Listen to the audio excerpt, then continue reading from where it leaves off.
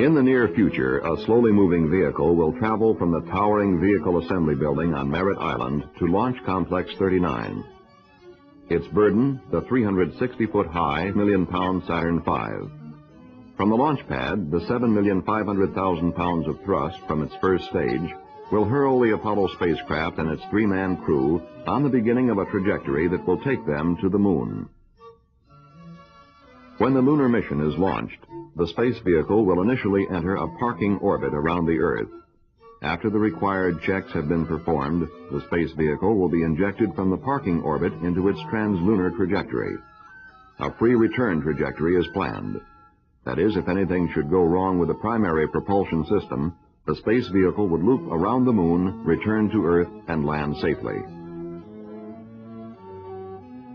However, assuming that everything operates as it should, the space vehicle will approach the moon, then go into orbit around it.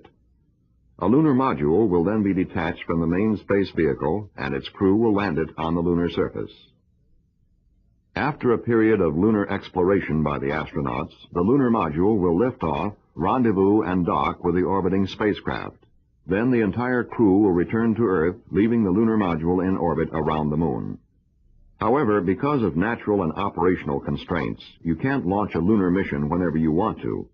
The determination of when the mission can be launched is a highly complex task. The time periods during which you can launch and accomplish the goals of the lunar mission within the applicable constraints are called launch windows. There are two launch windows to be considered: a daily window measured in hours and minutes, and a monthly window measured in days. It is desirable to have the launch windows as large as possible for operational flexibility. To see how constraints limit launch windows, let's look at the days available for an entire year on which a lunar mission could be launched. If only a single landing site were available on the moon, all days but these would be eliminated. The determination of the time and duration of these launch windows is the subject of this film. We will first examine the daily window, the hours during a day when we can launch the lunar mission. The duration of the daily window is directly related to the range of allowable launch azimuths. A launch azimuth is simply the direction measured from due north along which you launch. A launch due north would be on an azimuth of 0 degrees. A launch due east would be on an azimuth of 90 degrees. The larger the window, the larger the required azimuth range. The limitation of the launch azimuth on the daily window is defined by range safety requirements and insertion tracking requirements. The range safety requirements are primarily concerned with keeping the launch vehicle within the bounds of the launch range. These bounds are designed to avoid populous land masses in case of trouble during the launch. These azimuth limits are approximately between 72 degrees and 108 degrees. There is an operational requirement to track the space vehicle during the complete launch phase and from orbit insertion to at least 3 minutes following insertion in order to verify that an acceptable orbit has been achieved. Some tracking coverage is obtained from stations on Bermuda and Antigua. However, since insertion can occur beyond these stations, the gap is filled by a tracking ship, which can track over a launch azimuth range of 26 degrees. The choice of where this 26 degrees is located within the 72 degree and 108 degree limits is left to the mission planner. Reviewing then, the duration of the daily window is directly dependent on the range of launch azimuths or directions in which you can launch, as restricted by range safety and insertion tracking requirements.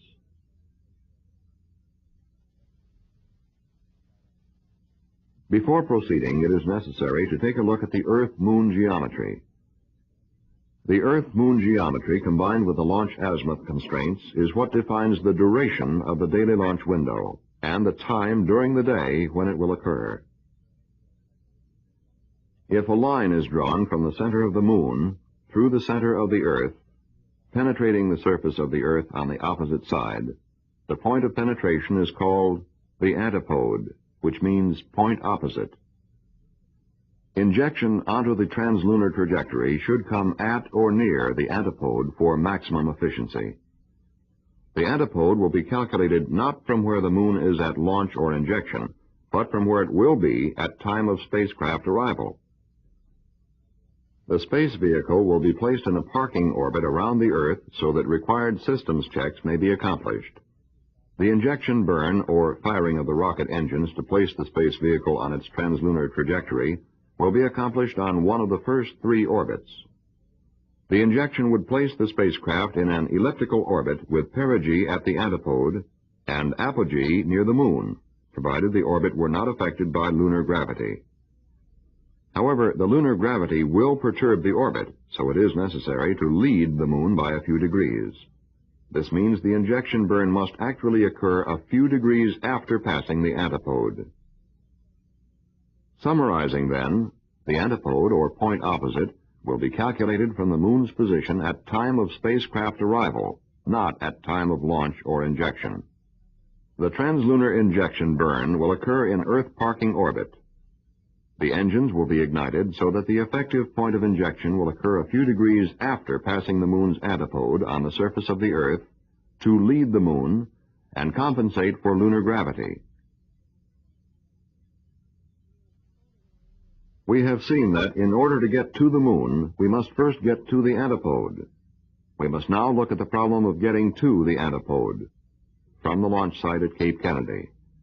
To do this, we must know the antipode's position and movement relative to the launch site.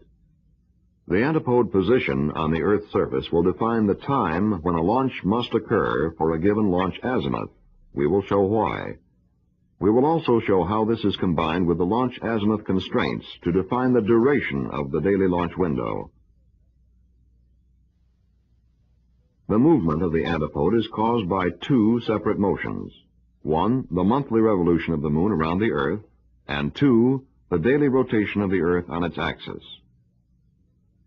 It's convenient to examine these motions separately at first. If the moon revolves around the Earth, and the Earth with the launch site is assumed stationary, the antipode will trace a great circle on the surface. This accounts for an antipode movement of about 0.54 degrees per hour in a west to east direction. The monthly antipode trace would look like this on a flat map of the Earth. If the moon is assumed stationary and the Earth with the launch site is rotated, the antipode will trace a path moving at 15 degrees per hour in an east to west direction. This will not be a great circle and will look like this on a flat map of the Earth. The monthly trace and the daily trace are combined to determine the position of the antipode relative to the launch site. The launch must occur at a certain time for each launch azimuth in order to intercept the antipode. This time is defined by the antipode's position, the time interval from launch to arrival at the antipode, and antipode travel during this interval. The launch must be timed so that the vehicle intercepts the moving antipode. The launch window duration is defined by the time it takes the antipode to travel from interception of the 72-degree launch azimuth to the 108-degree launch azimuth. It can also be seen that the antipode trace will twice intersect the orbit plane that results from any given launch azimuth. Thus, there are 2 correct times at which to launch. If at the first correct time the spacecraft is launched on a given launch azimuth, it will intercept the antipode over the Pacific Ocean. At the second correct time, later in the day, a launch on the same azimuth will provide an interception of the antipode over the Atlantic Ocean. Thus, there are 2 launch windows available on any given day. When the spacecraft intercepts the antipode over the Pacific, it is moving in a northeasterly direction. Over the Atlantic, the spacecraft is moving to the southeast. The direction of travel is important, as will be shown later. Reviewing, then, we see that in order to pass over the antipode for translunar injection, we must first determine where the antipode is relative to the launch site.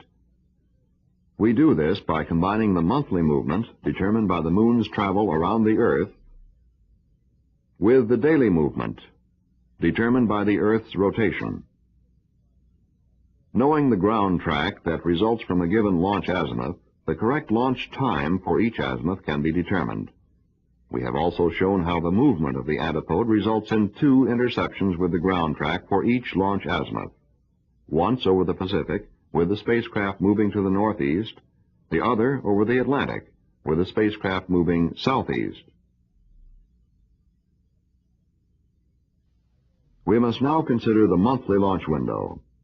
A monthly launch window allows the mission to be rescheduled as soon as possible in case it is scrubbed for a given day, or a hold extends beyond the daily window. This also allows some flexibility in initial planning of the launch day. A major factor in determining the minimum acceptable duration of the monthly window is the turnaround time of the space vehicle. From operational considerations, it is desired to have a launch window of several days. In order to understand other monthly launch window constraints, it is necessary to look at other phases of the lunar mission. The effect of constraints is to eliminate launch opportunities. As the constraints are applied one by one, possible launch dates are eliminated. The possible launch dates left after all constraints are applied represent the monthly launch window. The primary factors that limit the monthly launch windows are the lighting conditions on the moon at the time of lunar landing, the performance requirements to get the spacecraft to the particular lunar landing site, and the location of suitable landing sites on the moon. We will first examine the effect of performance limitations, then take up the lighting requirements at the time of lunar landing, and then the location of the lunar landing site. By performance, we mean the capability of the spacecraft to maneuver in space and make necessary changes in its orbit during the Earth and lunar orbit phases of the mission. This is directly limited by the amount of propellant it can carry. Before we can go further, it is again necessary to look at the Earth-Moon geometry. As the Moon revolves around the Earth, with the Earth as its center of revolution, the plane described by the lunar orbit is called the Moon orbit plane. The Moon orbit plane is inclined to the Earth's equatorial plane at an angle of about 28 degrees. As the Moon moves around the Earth, it changes its position relative to the equator. The angle between the equatorial plane and the Earth-Moon line is called the angle of declination. This angle varies from about 28 degrees when the Moon is here to 0 degrees when the Moon is here. Since the spacecraft is traveling to the northeast when translunar injection occurs over the Pacific, a Pacific injection will place the spacecraft north of or above the Moon orbit plane. An Atlantic injection with the spacecraft moving southeast will put the spacecraft south of or below the Moon orbit plane. The angles of inclination of the translunar trajectory with the Moon orbit plane have direct bearing on the landing areas attainable on the Moon. Following a Pacific injection, the spacecraft approaches the Moon from above the Moon orbit plane. This forces the trajectory below the plane on the far side of the Moon, where lunar orbit injection takes place, and back up to the northern latitudes on the front side, where the landing areas are located. This makes Pacific injections more favorable from a performance standpoint for landing sites located at northern latitudes, since less plane change is required to reach these sites. An Atlantic injection would, of course, be more favorable for landings in the southern latitudes. The performance limitations of the spacecraft determine the latitudinal boundaries of the accessible landing area for any given day. The spacecraft, as it enters lunar orbit, must make a plane change so that its orbit plane contains the landing site. The amount of plane change it can make, directly related to the amount of propellant it can carry, is what limits the range of latitudes. This area, as determined by a combination of spacecraft performance and geometric constraints, is centered around the trace of the Moon orbit plane. Because of the ascending and descending movements of the Moon, the lunar latitude bounds will vary. This variation is cyclic, with a period equal to that of the Moon's orbit around the Earth. The accessible area must be determined for each possible lunar arrival date in order to determine whether a proposed landing site is available on that date. The possible landing sites must lie within the accessible area at the time the spacecraft arrives at the Moon. The final major constraint on monthly launch windows is the sunlight requirement at the time of landing on the Moon. This, combined with the number and locations of suitable landing sites, represents the last major limitation to the monthly launch window. These factors are inseparable in their effects on launch windows. In order to provide the landing crew with best possible visibility during landing, the sun elevation angle must be between 7 and 20 degrees, or within a 13-degree range. Since the Moon rotates at about 13 degrees per day, this means that any particular landing longitude is open only 1 day per lunar month, if the lighting constraint is not to be violated. It can therefore be seen that any specific landing site is available only 1 day per month. Since a free return trajectory has been chosen for safety reasons, and transit time on this type of trajectory has only a very small variation, the time of travel from Earth launch to lunar landing is relatively fixed. This means that only 1 day per lunar month is suitable for launching the mission. That is, if you must land on this day, since it takes approximately 3 days to get there, you must launch on this day. In order to provide multiple launch opportunities, multiple landing sites must be available, 1 additional landing site for each additional launch opportunity. The total interaction of factors affecting the launch window can be summarized as, given a lunar landing site, a launch is possible only on the day that the lighting is acceptable, and then only if the landing site is within the latitude bounds attainable for that longitude on that day. We have seen how the daily launch window is developed and the development of the monthly launch window. Now let's look again at the launch windows possible throughout a year.